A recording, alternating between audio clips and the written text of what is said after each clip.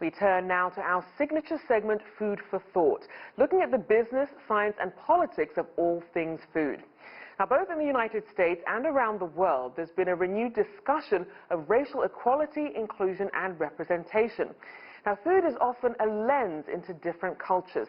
In one American city, a baker is doing this with a twist. She turned her product into an art form and platform to spur representation of Asian Americans. CGTN's Frances Cho visits her in Pittsburgh, Pennsylvania. Why I personally love baking is because it's very healing for me in the sense that it gives me a structure for me to calm down. Baker Jasmine Cho makes cookies from scratch.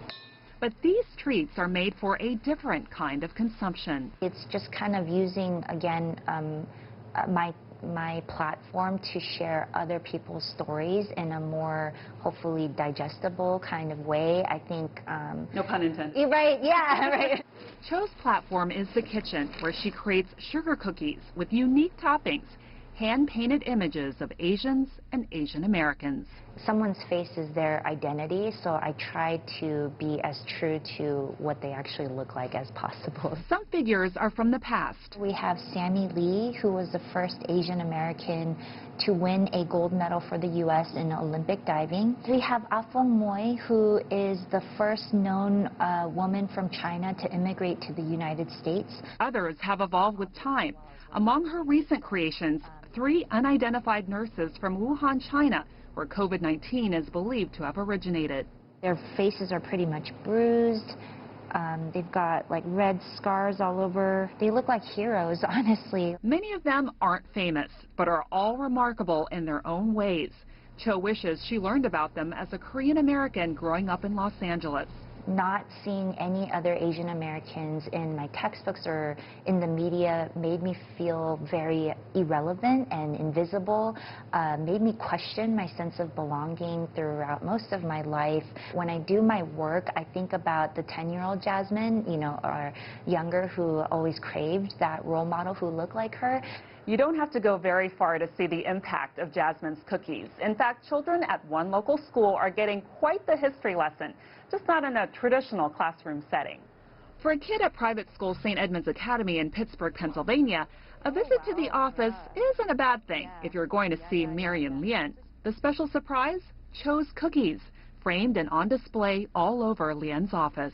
For our Asian students, it is nice to be able to show them that we're not just doctors and scientists, right? Better than that, they start asking me who else is missing in that big narrative of their history, right? And that's when it gets exciting for me. It's just one of the schools across the U.S. that are using Cho's cookies as part of their curriculum. Maybe one day somebody will have a cookie of you. I know, right? Who's going to make it? I don't know. Maybe. Right, yeah, Do you think about that, like the legacy that you'll leave? I hope to continue exploring this identity that I've created for myself as a cookie activist and see where it leads me. Ultimately, I just wanted to be a person who was contagiously joyful, who would add something positive to the world when I left. Frances Cho, CGTN, Pittsburgh. Well, Frances also sat down for a longer talk with Baker Jasmine Cho to talk more about why she's driven to use her culinary and artistic skills in a way that spans social and political ends too. I always loved baked goods, like eating them and enjoying them, sharing them, but I didn't learn how to bake until I was a sophomore in high school. At that time, I had a friend who came over for a sleepover, and apparently her mother had taught her to bake, so she was like, oh, I can teach you. And then we made these delicious baked goods that I just thought was magic. I'm like, wow, I can actually make this, and I basically have my nose in cookbooks and baking books ever since then. So how did the transition come from baking cookies, just cookies for consumption, right, into making these kinds of cookies? It actually happened pretty quickly after I decided to go full-time into opening my own bakery business. It was an online bakery at the time, and I was focused on doing custom cookie orders. And a friend of mine had asked if I could put her face on a cookie. And once I did that and those cookies hit social media, they went viral very quickly. And that was kind of a light bulb moment for me, where I realized that these face cookies had a power to capture people's attention very effectively. So Jasmine, how do you figure out who to depict in your cookies? There's so many people to choose from. I know, it's really hard. I mean, hopefully I will do this for the rest of my lifetime so that I can hit everybody who I want to represent. But I kind of just go with whose stories interest me a lot. There are so many actually that surprise me, like why didn't I learn about this person sooner? As a child, like in elementary, middle through high, I can't remember any specific figures, actually, that I ever learned about, any specific names. Let's talk about your childhood a little bit. You faced some difficulties growing up in Los Angeles. It was pretty difficult because, you know, I'd hear a lot of different racial slurs being made fun of for the food I brought to school, made fun of my features. And yeah, it just made me realize that that sense of identity and belonging to what group really starts at such an early age, whether you're in the in-group or the out-group.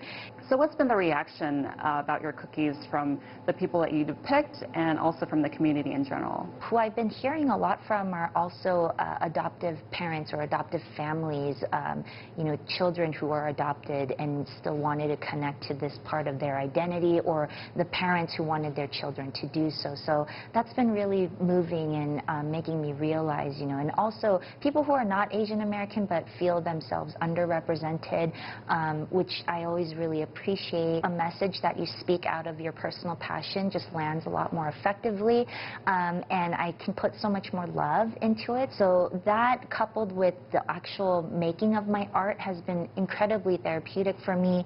So Jasmine, how did you choose to study art therapy, and what do you hope to do with that down the road? In art therapy, you're utilizing different types of materials and media to help communicate things that are difficult to do so verbally, especially. So it's especially helpful for victims of trauma who might have difficulty expressing through words. What I wanted to do is basically explore baking within the field of art therapy, which is already research-based, and see if I can legitimize baking as a form of therapy so that it could be used as an actual tool by helping professionals. What's the legacy you hope to leave from this whole process? I've always had the theme of legacy on my mind only because of my father. My father is actually considered a pioneer as well, who helped bring the Korean martial art known as Taekwondo to the Western world. Ultimately, I just hope to continue to share my message as widely as possible, and I want to engage people into using their platforms or discovering that they already have one.